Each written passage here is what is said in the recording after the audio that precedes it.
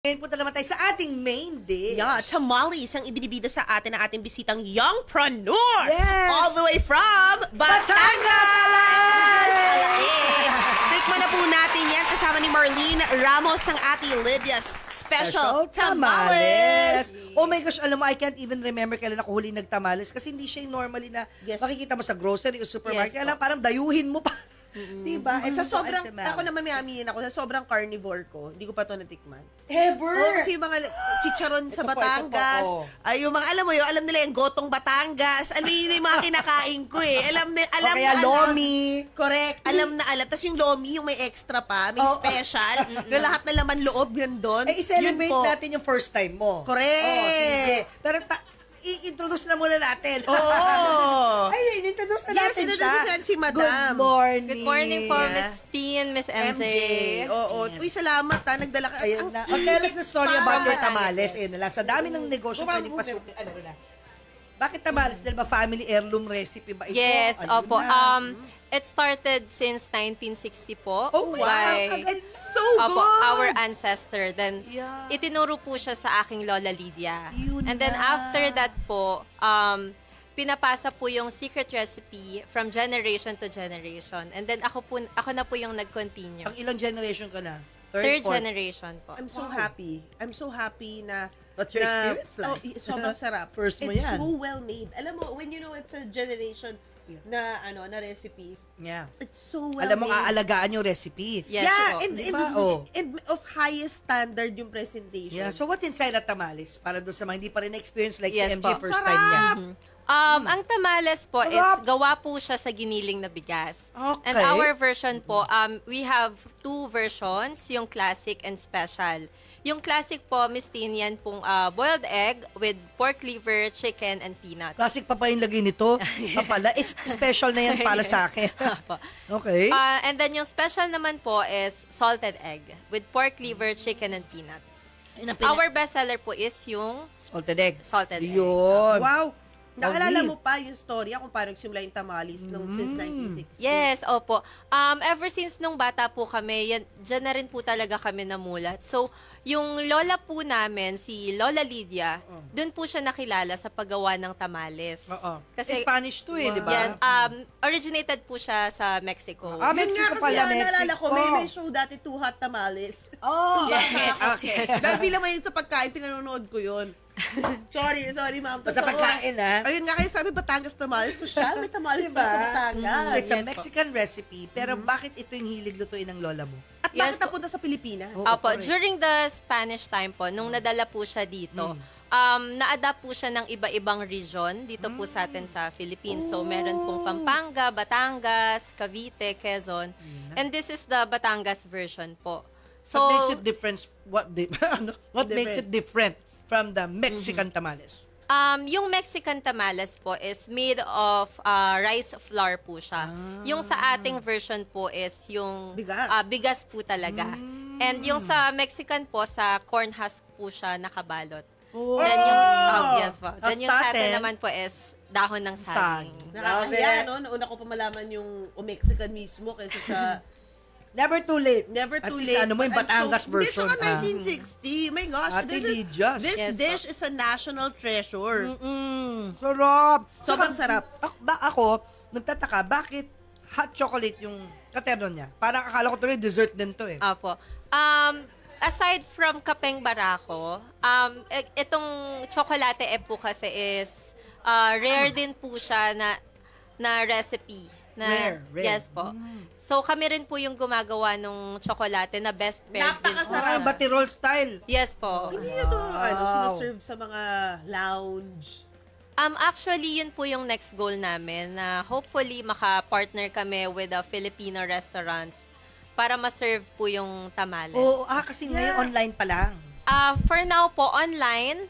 And meron din po kaming small restaurant sa amin sa Balayan, Batangas. Oh, diba? So, wala pa dito sa Mandaluyong. Hindi, Yes tsaka po. this is like treasure kasi I know of people na lalo na yung mga, diba, yung mga clients nila, very of high taste, ganyan. Yes po. Naghahanap sila, diba, yung talagang bibingka na sobrang turig. Yes. Yung beans na local na sobrang talagang dito na single origin na sa Pilipinas lang pinroduce. May mga ganun tayong purveyor, yung mga fair.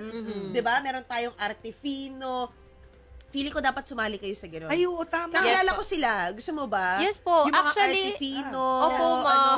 Saka Mercato, We would love to- Artifair. Opo. May access ka na sa Mercato? Actually, last year po, yun po yung first time namin mag-participate sa National Arts and Crafts Fair po. Dito po sa...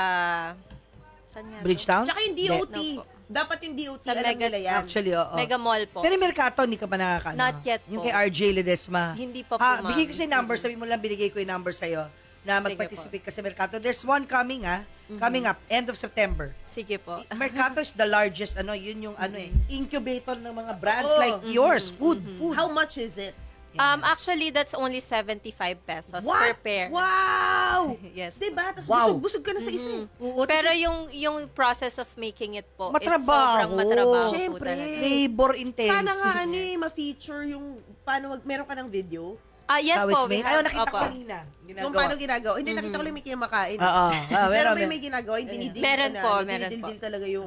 Yes po. Ito yung pa process. maganda, pag nag-invite ka ng mga kumares, mga BFF mo Titos sa and bahay, titas. di ba? Yan isi-serve mo. Oo, di ba? What is this? Ay, ang ganda naman. Yes, Di opo. ba? Oh, it's a Yes. tamales from Batangas. Diba? Tamales from Actually, si Batangas. Senator Lauren Legarda po I'm is sure. favorite po yan. I'm sure. Oh, diba? Si Ay, Ninang. sa Fatted Cow, inaano, di ba, sinusuporta din yun sa Tagaytay? Yes po. Napabenta mo rin sa, di ba yung Fatted Oo, tama. Cow pala? Tama. Inano, gines natin Guess sila. natin yun. Yeah. Or kaya... Bagay sa mga ganyan yung ano mo, dear. Maganda. Yes, Yes, hopefully soon po Paano mo, makapag-partners. pero I wanna commend you sa mga batang nakikinig ngayon na meron sila mga generational business na medyo kinalimutan na nila. Yeah. Sa iyo, pinalalago mo pa. What gave you the heart? Thank you. During the pandemic po kasi nawalan ako ng work. So, isa po ako sa mga umuwi din sa province. And then yun nga, since wala na po akong ginagawa nung time na yon, and ang dami pong mga online businesses, yung mga food na nagpapa-order online. That's the time po talaga na naisip ko na nagka-drive din po talaga ako na ibalik po yung business ng lola ko. Kasi na-stop po siya for almost 15 years. Dahil wala na po nag-continue. Gumagawa, Dahil ang hirap na pong gawin. Ang hirap nga po niyang gawin. And keep the artistry alive. Yes That po. will make you. That will make you. Baka ma-shock ka biglang 1,000 orders. Oo. Baka mamaya yung Hopefully. mga, alam mo yung mga national event? That's our goal po. Yung mga national event, government, ang hilig nila sa We ganyan. should connect nga to tama si Oo. DTI. Yes po. We sila cater lagi. din po for events. Yun nga. Sa DTI. Not yet. Hindi DTI wala pa. Yes po. Oh. DOT. Last year po yung sa Department At saka of Department of Tourism Para din, Yes may po. stop sa inyo. Yeah. Yung DTI kasi lagi sa amin Hopefully. Huwag natin, di ba? Buhay. Biggest. Ako, anything for the culture, anything for the Philippines. Ako, ginagawa ko purveyor of pop culture, di ba? Kumbaga, Yeah. showbiz to the world, Philippine showbiz to the world, global showbiz and back.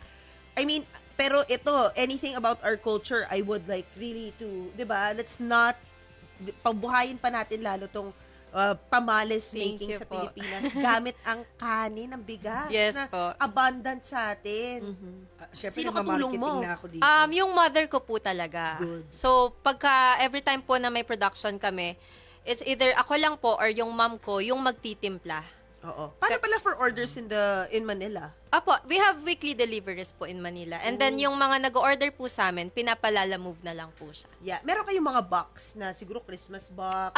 Basket po.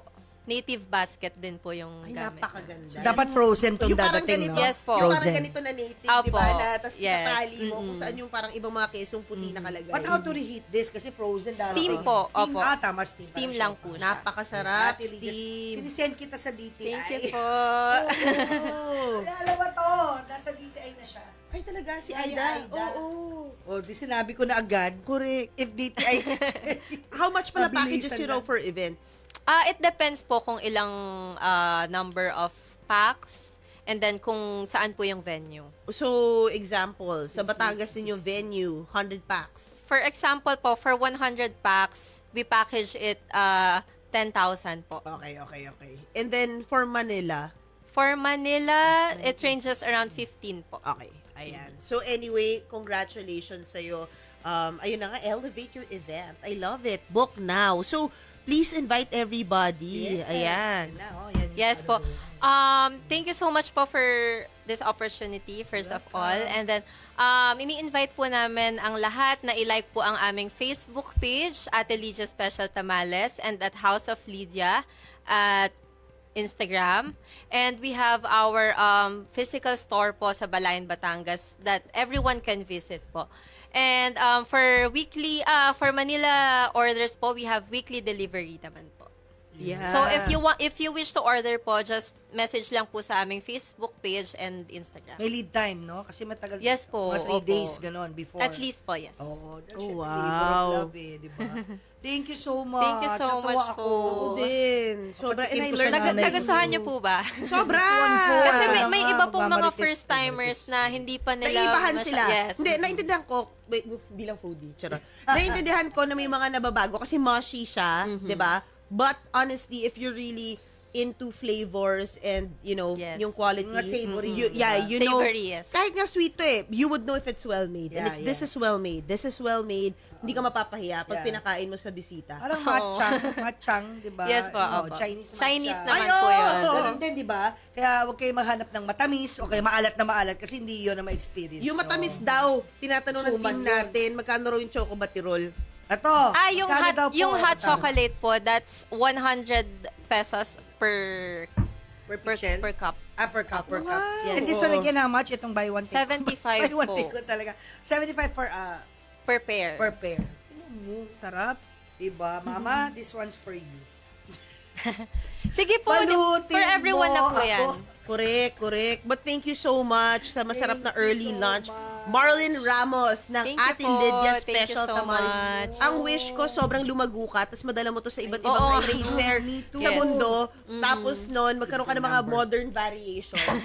Yes. Di ba Yes yung mga po. modern, di ba ganun ginagawa nila sa mga modern, Batangas ganto, na lomi flavor, mga ganyan, kung ano man yan. Yun, But thank anyway, you. thank you Thank you so much po.